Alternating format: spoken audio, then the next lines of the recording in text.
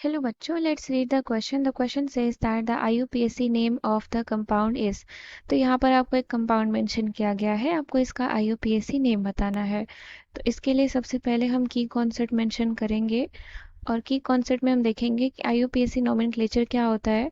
सो IUPAC nomenclature जो होता है वो हमारे कुछ गाइडलाइंस को फॉलो करता है ऑर्गेनिक कंपाउंड की नेमिंग के लिए। तो वो क्या क्या होते हैं, that is IUPAC nomenclature follow some guidelines follow some guidelines for the naming of organic compound and these are like सबसे पहले हमें क्या करना होता है कंपाउंड की नेमिंग के लिए लॉन्गेस्ट कार्बन चेन को सेलेक्ट करना होता है। So the longest carbon chain should be selected तो नेमिंग के लिए हमें सबसे कार्बन की सबसे लंबी चेन को सेलेक्ट करना होता है और अगर कोई फंक्शनल ग्रुप उसमें इंक्लूड है यानी कि कार्बन से कोई फंक्शनल ग्रुप अटैच है तो उसको हमें सबसे लोअर नंबर देना होता है। यानी कि if functional group is attached to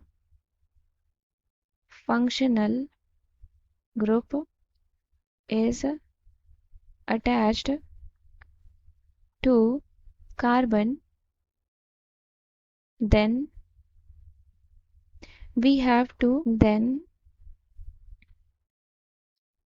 it should be given lowest numbering. It should be given lowest numbering.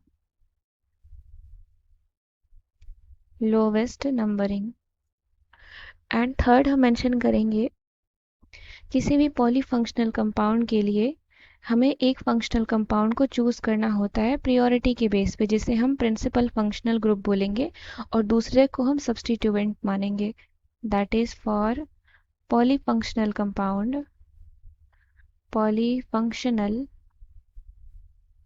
compounds one of the functional group is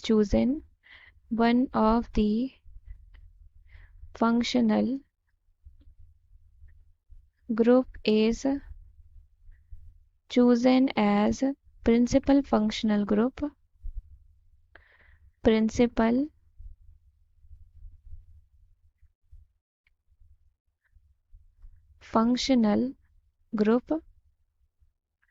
and the other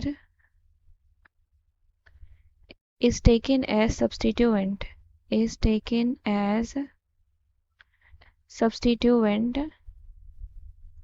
और दूसरे को हम क्या नाम सब्स्टिट्यूएंट मानेंगे and named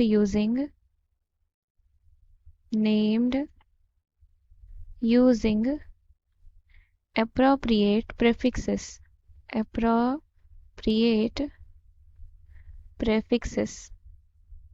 तो अब जो हमारा कंपाउंड दिया गया है उसको हम ड्रॉ कर लेते हैं।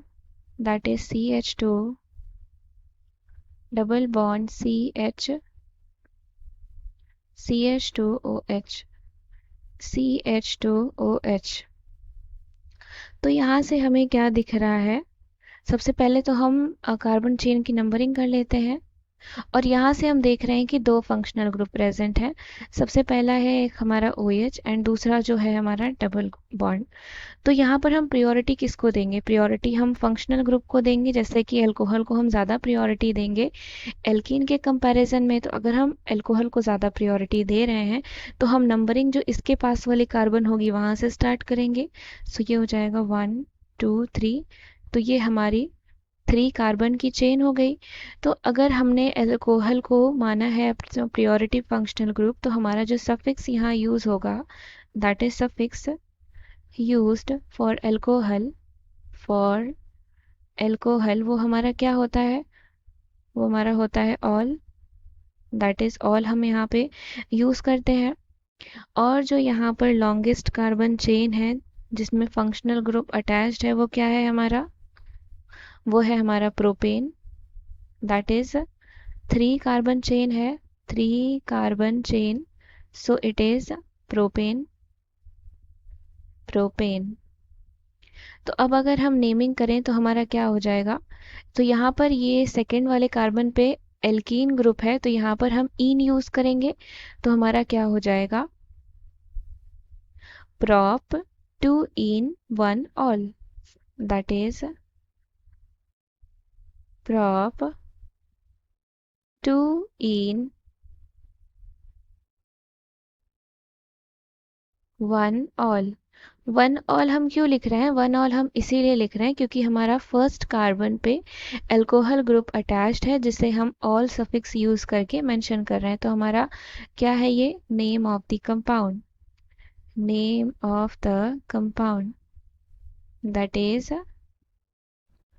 तो जब भी हमारा अगर कोई फंक्शनल ग्रुप फर्स्ट पोजीशन पे प्रेजेंट होता है, जैसे कि फर्स्ट पोजीशन पे प्रेजेंट है, तो हमने यहाँ पर वन ऑल मेंशन किया है, तो हम यहाँ पे वन नहीं भी मेंशन कर सकते हैं, इसको हम इस तरीके से भी लिख सकते हैं, that is prop 2 in all। यानी कि यहाँ पर हम वन जरूरी नहीं है कि मेंशन करें, दैट इज क्योंकि वो फर्स्ट पोजीशन पे प्रेजेंट है।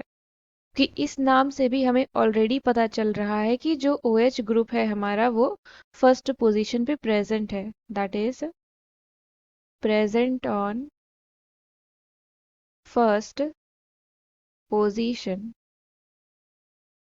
Option number 3 is the correct answer. I hope you understood it well. Thank you and best of luck.